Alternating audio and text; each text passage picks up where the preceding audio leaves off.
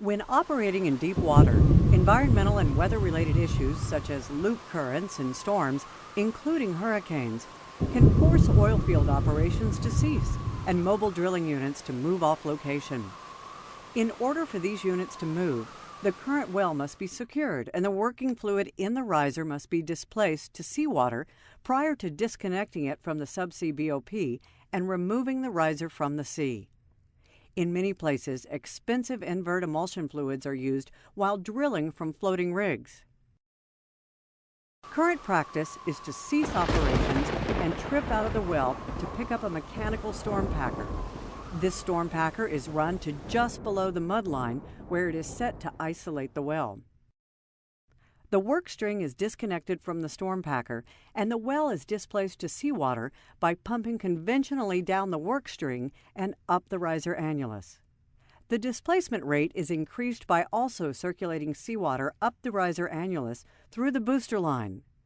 The fluids still mix, forming a viscous interface. Fluid velocity is not able to effectively remove invert emulsions from the riser wall. By the time the interface reaches the surface, the invert emulsion fluid is sufficiently contaminated to create elevated viscosity due to a shift in the non-aqueous water ratio and potential water wetting of solids. This invert emulsion interface can amount to hundreds of barrels, which require segregation and reconditioning on the rig or at a land-based mud plant. Unfortunately, some rigs have limited pit space and are unable to isolate the contaminated fluid because of the additional volume. If this is the case, either the drilling fluid will have to absorb more seawater, fluid will have to be discharged to the sea, which could be a finable offense, or operations will have to be halted to permit transfer of excess fluid to boats. Each of these options increases cost, invaluable assets, and operating time. In addition to the displacement interface, small amounts of invert emulsion fluid from the riser wall can contaminate the seawater, increasing the amount of time required to remove fluid debris from the riser. This contaminated seawater may need to be isolated and returned to shore for processing or disposal. This can further consume valuable assets and operating time. Once the well is completely displaced, the work string is extracted from the riser and the riser is disconnected from the subsea BOP. The riser is then pulled and stored on the riser deck so that the rig can move off location and out of harm's way. While pulling the riser, some of the residual invert emulsion mud will drain out on the rig floor and riser handling equipment, creating a hazardous work area.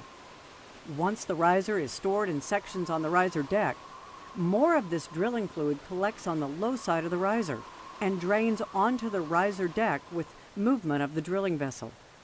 The Riser Displacement Cleaning Tool, RDCT, is designed to specifically address the limitations and inherent risk with conventional riser displacements. The RDCT is composed of a series of wiper elements to clean the inside of the riser, including the slip joint, an isolation flapper valve, flotation material for neutral buoyancy, and a release mandrel. In addition, a special running tool is used to deploy the RDCT to the subsea wellhead and a retrieval tool that captures the RDCT when it returns to surface. The running tool permits other wellbore safety equipment, storm packers, hang-off tools, to be introduced into the well on the same trip as the RDCT.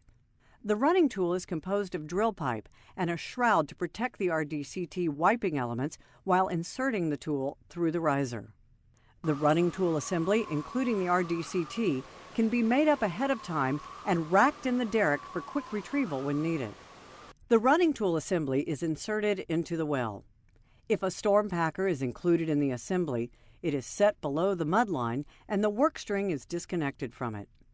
The annular preventer is closed around the RDCT grasping mandrel. The work string is pulled up to shear the running tool from the RDCT.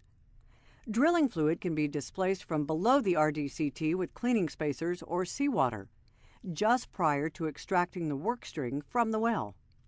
As the work string is extracted, the isolation flapper valve closes to provide a mechanical barrier between the two fluids, as well as convert the RDCT into a sealed unit. Once the work string is removed from the riser, the annular preventer is open to release the RDCT. Displacing fluid is pumped down choke and kill lines below the RDCT to push it up the riser. As the RDCT is transported to the surface by this new fluid below, the wipers physically remove any residual drilling fluid film from the riser walls. The wipers are designed to maintain a positive seal along the length of the riser, including the telescoping slip joint. The drilling and displacing fluid remains segregated by the mechanical barrier during the complete displacement process. No viscous fluid interface forms, and fluid contamination is essentially eliminated during this displacement.